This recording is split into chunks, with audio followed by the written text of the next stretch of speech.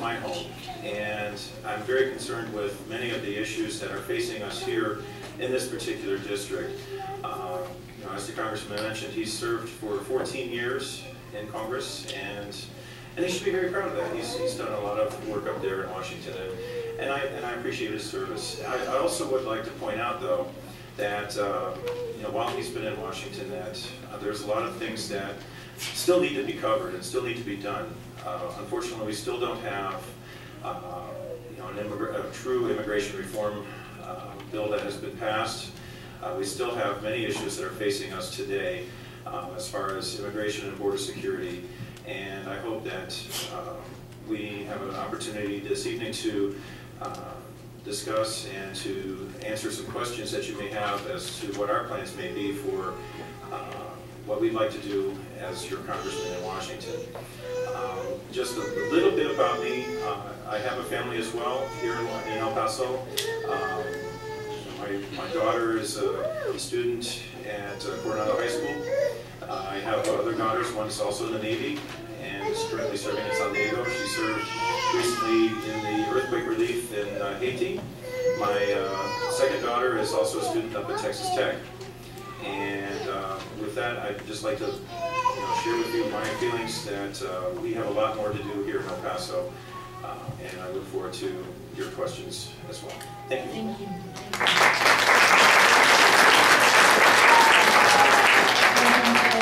Again, I'd like to remind candidates that you have 2 minutes to answer your question and to your presentation. So we would like to continue as the introduction with Mr. Tim Collins.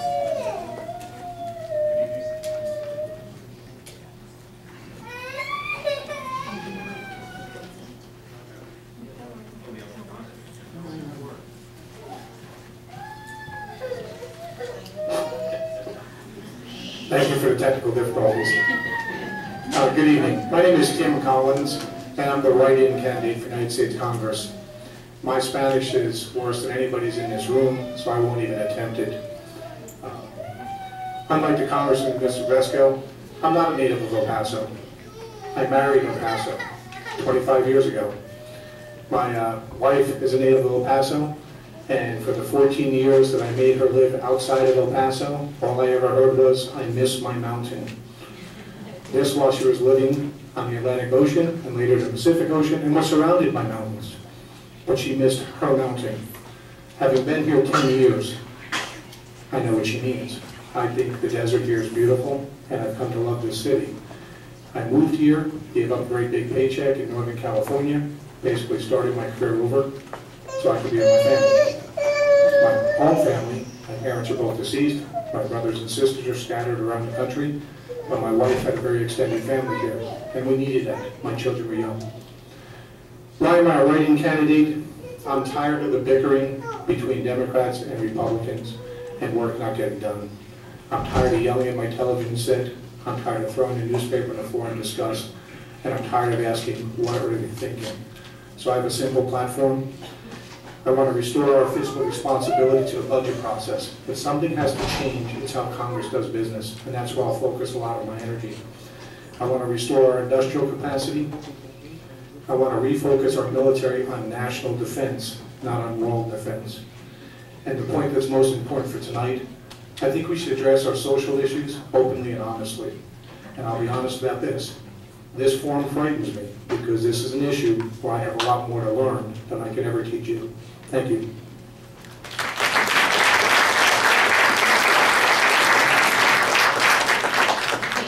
Thank you very much. Now we're going to go into the questions that we have from members of the Border Network.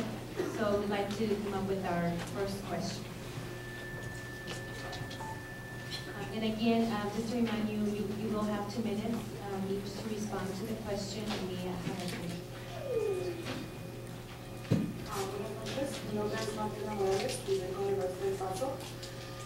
Mucha gente de nuestras comunidades fronterizas, especialmente en El Paso, apoyan una reforma migratoria integral que legalice a 11 millones de trabajadores inmigrantes y documentados en este país, que reunifique familias y que provea soluciones a largo plazo, humanas y razonables.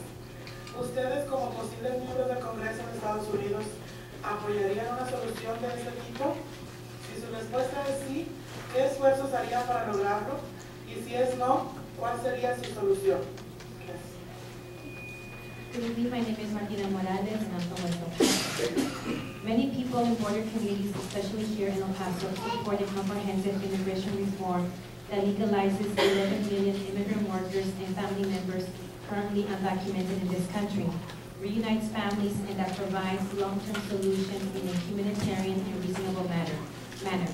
Would you, as a possible member of Congress, support a reform of this type?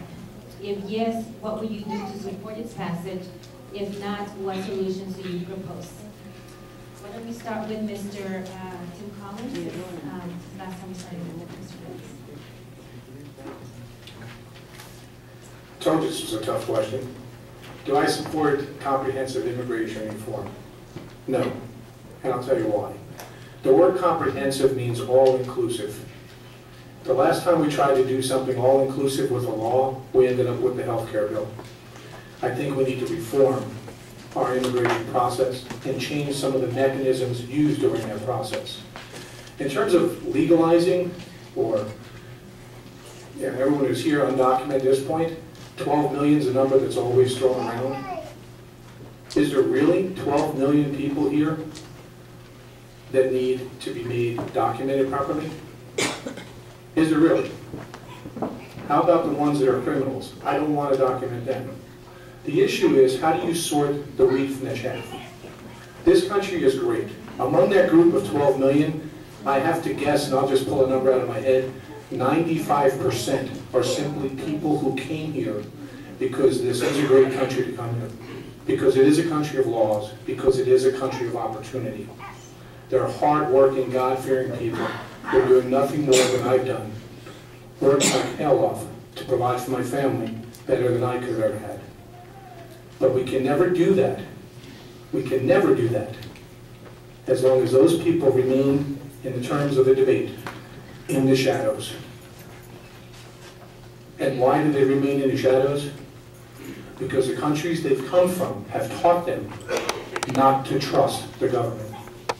We need to revise and look at this law and say, first step, how do we restore that trust? That if you step forward, if you are not a criminal, if you are here for all the reasons that we love about America, how can I make you trust that you will not be punished, given the way we treat you now? So no, I'm not for comprehensive immigration reform. I'm for logical reform that meets both parties' interests. Thank you.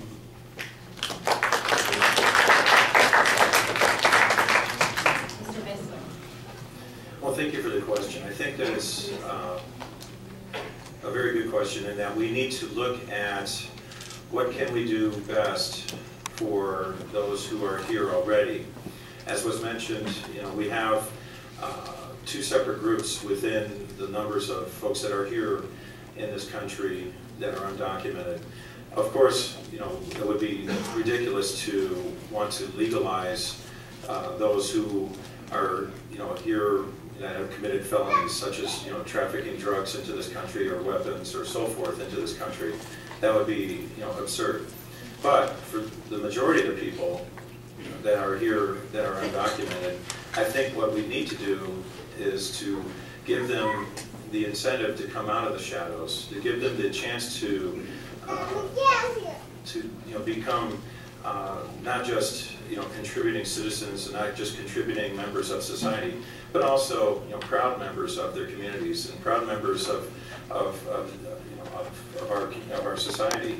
And what I mean by that is, what I would like to see us do is, as part of my plan, is to give people a pathway towards citizenship, or give them the opportunity to come out of the shadows.